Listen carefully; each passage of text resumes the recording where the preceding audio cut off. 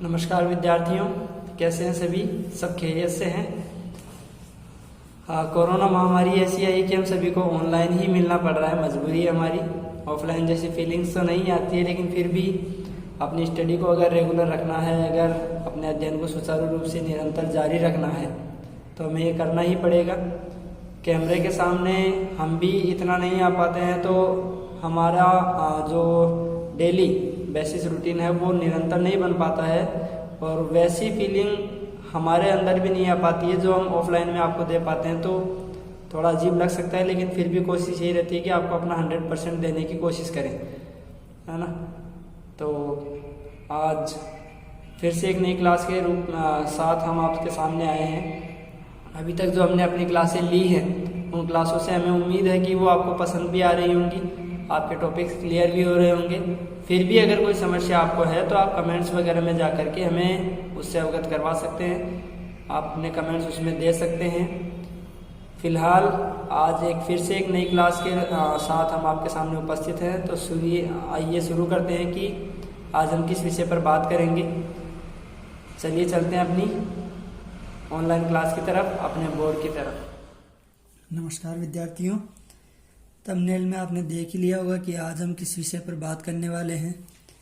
तो आज का जो अपना बिंदु है वो है अशोक का धम्म। देखिए, धम्म का अर्थ अगर हम निकालें तो इसको धर्म भी कह सकते हैं।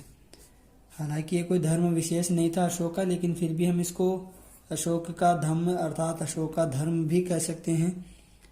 वैसे तो कहने में आता है कि अशोक जो है वो बौद्ध धर्म का अनुयायी था, और उसी बौद्ध धर्म के अंतर्गत उसने जो अपने अलग से सिद्धांत बनाए, उन सिद्धांतों को ही अशोक का धम्म कहा गया। देखिए, अशोक का जो कोई व्यक्तिगत धर्म ऐसा हो, ये कोई विद्वानों ने निश्चित तौर पर नहीं बताया है। विद्वानों में इस बात को लेकर के अब भी मतभेद है कि अशोक का भी कोई पर्सनल, कोई निजी धर्म रहा होगा, यानी जो धम्म है वो अशोक का कोई निजी धर्म नहीं है, बल्कि वो केवल उसके एक सिद्धांत मात्र हैं। अशोक ने जो सिद्धांत बताए, कलिंग युद्ध के पश्चात अशोक ने जो सिद्धांत बताए, उन सिद्धांतों के आधार पर ऐसा कहा गया है कि ये अशोक का धम्म था। अशोक जो है वो बौद्ध धर्म से ही था, ऐसा विद्वानों में मतभेद भी है। और कुछ विद्वान हैं जिन्होंने अशोक को ब्राह्मण धर्म का अनुयायी बताया है, लेकिन अधिकतर जो विद्वान हैं, अधिकतर जो इतिहासकार हैं, वे ये कहते हैं कि अशोक जो है वो बौद्ध धर्म से बिलोंग करता था, यानी बौद्ध धर्म का एक अनुयायी था। बौद्ध धर्म के अंतर्गत वो अपने नीति नियमों का पालन करता था।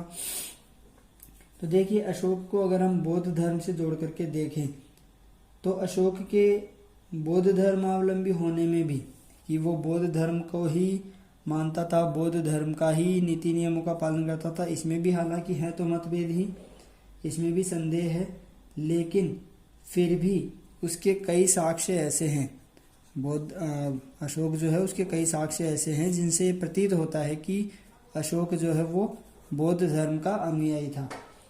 अशोक ने कलिंग युद्ध के पश्चात बौद्ध धर्म को ग्रहण कर लिया, ऐसे भी कई सिद्धांत हैं, और अशोक जो है वो बौद्ध धर्म का अनुयायी बन गया, ऐसे भी कई सिद्धांत, कई साक्ष्य हमारे सामने प्रस्तुत होते हैं। जैसे कि अगर हम उदाहरण के तौर पर देखें तो बौद्ध धर्म के अंतर्गत दीपवंश, महावंश और दिव्यावदान, दीपवंश, महावंश और दिव्यावदान, ये 3 ग्रंथ हैं, 3 बौद्धिक ग्रंथ हैं, बौद्ध धर्म से संबंधित ग्रंथ हैं, जिनके अंतर्गत ये बताया गया है कि अशोक ने बौद्ध धर्म को ग्रहण कर लिया था।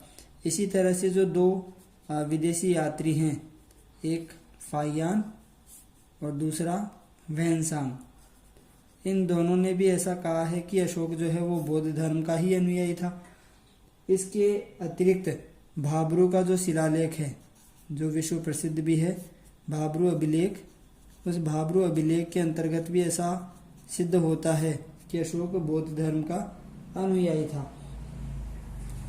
अब इसी तरह से अशोक के बुद्ध होने का सबसे बड़ा जो प्रमाण है वो है पाटलिपुत्र में बौद्ध धर्म की तृतीय संगति होना, यानी तीसरी सभा जो बौद्ध धर्म की आयोजित की गई वो कहाँ की गई? पाटलिपुत्र में। और ये पाटलिपुत्र वही है जो वर्तमान में पटना कहलाता है। तो बौद्ध अशोक के समय में पाटलिपुत्र में तीसरी सभा होना, तीसरी संगति का आयोजन होना, इस बात का प्रमाण है, साक्ष्य है कि अशोक जो है वो बौद्ध धर्म का अनुयायी था। और इन सब के अलावा अशोक ने जो बौद्ध धर्म के प्रचार प्रसार के लिए नीतियां बनाई, प्रचार प्रसार में जो अपना योगदान अशोक ने दिया, उसके अंतर्गत भी हम ऐसा मान सकते हैं कि अशोक जो है वो बौद्ध धर्म का अनुयायी था। जैसे कि उसके प्रचार प्रसार के अंतर्गत उस पर जो प्रभाव हमें देखने को मिलता है उसमें सबसे पहले आता है अहिंसा पर बल देना। अशोक जो है वो अहिंसा पर बल देता था, अहिंसा पर बल देता था। देखिए, हालांकि उसने अपनी शासन को प्राप्त करने के लिए, अपनी सत्ता को प्राप्त करने के लिए काफ़ी लोगों का रक्त बहाया, तलवार के दम पर अपने शासन को तरक्की पर भी पहुंचाया, अपने साम्राज्य का विस्तार भी किया। लेकिन कलिंग युद्ध के पश्चात उसका मन व्यथित हुआ और वो किसके और आकर्षित हो गया? अहिंसा की ओर आकर्षित हो गया। ठीक ऐसे ही उसने कई धर्म यात्राएं भी की। धर्म यात्रा से तात्पर्य यहाँ पर है धर्म का प्रचार करने के लिए उसने जो यात्राएं की। तो अशोक ने ऐसी कई धर्म यात्राएं की जिनके अंतर्गत बोध गया, जहाँ पर महात्मा बुद्ध को कैवल्य की प्राप्ति हुई थी, ज्ञान की प्राप्ति हुई थी, और एक है लुम्बिनी जो कि महात्मा बुद्ध का जन्म स्थल माना जाता है। इन दोनों जगहों पर भी उसने यात्राएं की, इन दोनों जगहों का भी उसने भ्रमण किया, जिससे साक्ष्य प्राप्त होता है, जिससे साबित होता है कि अशोक जो है वो बौद्ध धर्म का अनुयायी था, बौद्ध धर्म को मानने वाला था। ठीक इसी प्रकार से उसने धर्म महामात्रों की नियुक्ति भी की। धर्म महामात्रों की नियुक्ति।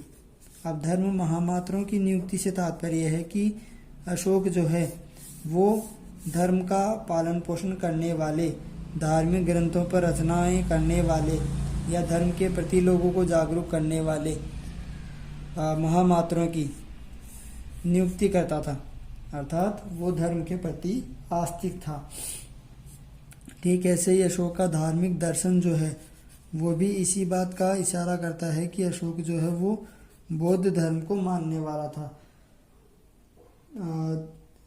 कुल मिलाकर कहने का मतलब, जैसे कि अशोक ने बौद्ध संगीति का आयोजन किया तो ये क्या था? एक धार्मिक दर्शन था कि उसने ऐसे आयोजन किए, उसने ऐसे कार्यक्रम आयोजित करवाए जिससे कि लोग धर्म की ओर प्रवृत्त हो सकें, धर्म की ओर आकर्षित हो सकें। फिर ऐसे ही धर्मलिपि, यानी अशोक ने अपने जितने भी शिलालेख, स्तंभलेख, गुहालेख आदि का निर्माण करवाया। शिलालेख, स्तंभलेख और गुहालेख, इन सब का निर्माण जो अशोक ने करवाया वो भी इस बात का इशारा करते हैं कि अशोक जो है वो धर्मावलंबी था। और धर्मावलंबी किस धर्म का? धर्मावलंबी किस धर्म का? बौद्ध धर्म का। फिर ऐसे ही उसने कई लोकहित के कार्य, तो अशोक ने लोकहित के कार्यों में सरायों का निर्माण करवाया, चिकित्सालयों का निर्माण करवाया, जिससे ये साबित होता है कि अशोक धर्मावलंबी था। अशोक धर्म के प्रति कार्य करता था, अहिंसा का पुजारी था।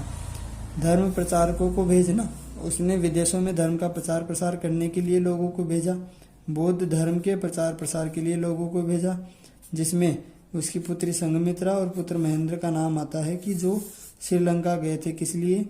बौद्ध धर्म का प्रचार प्रसार करने के लिए। तो हम मान सकते हैं कि अशोक जो है वो बौद्ध धर्म का अवलंबी था, बौद्ध धर्म को मानने वाला था, बौद्ध धर्म में उसकी रुचि थी और बौद्ध धर्म का प्रचार प्रसार करने वाला था, उसका एक संरक्षक था।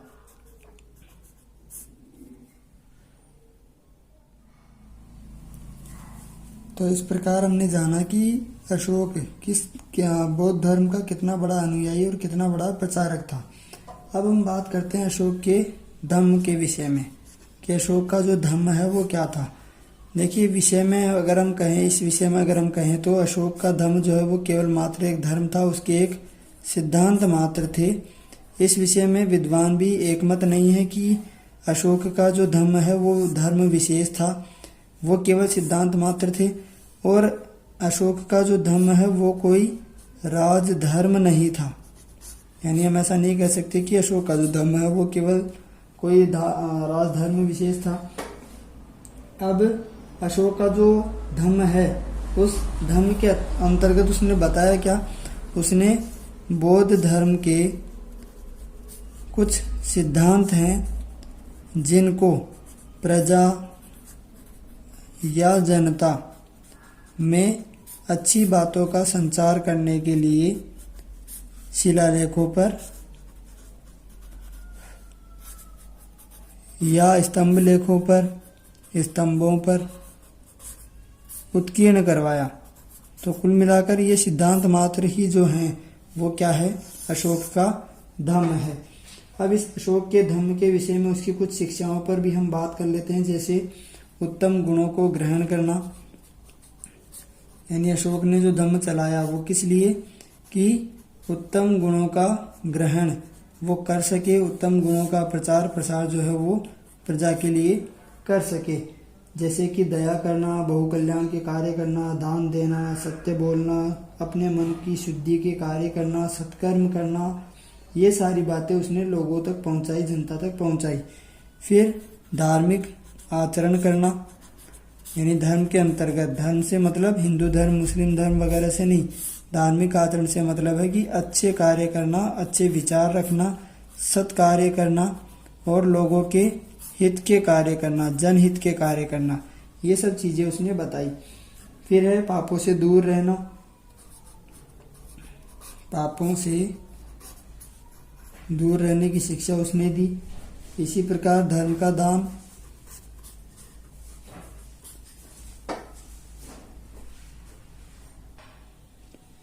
धर्म का दान अर्थात धर्म के विषय में लोगों को शिक्षा देना, लोगों को जागरूक करना, अच्छे विषय में, अच्छी बातों के विषय में लोगों को बताना। फिर है धम्म मंगल।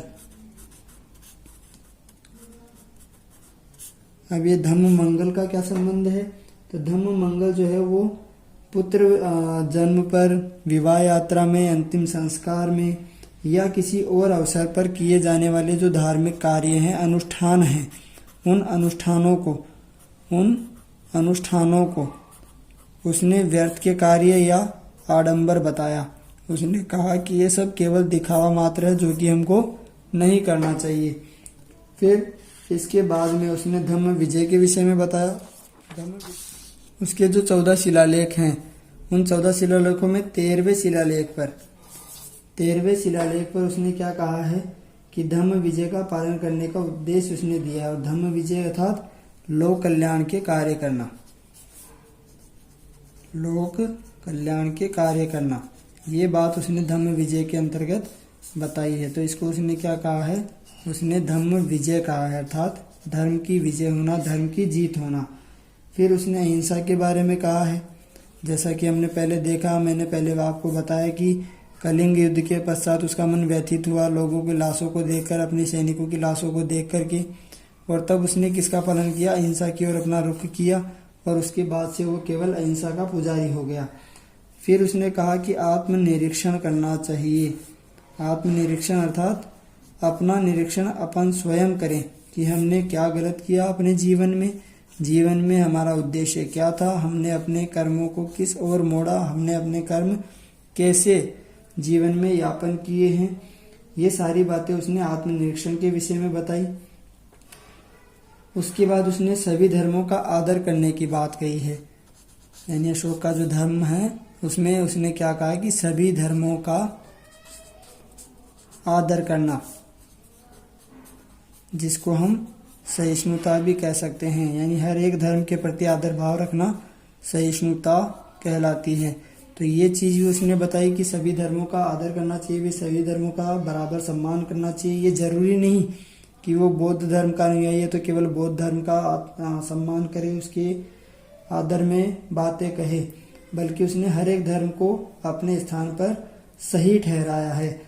फिर अशोक के धम्म जो हैं उसको उसने राजधर्म नहीं माना है।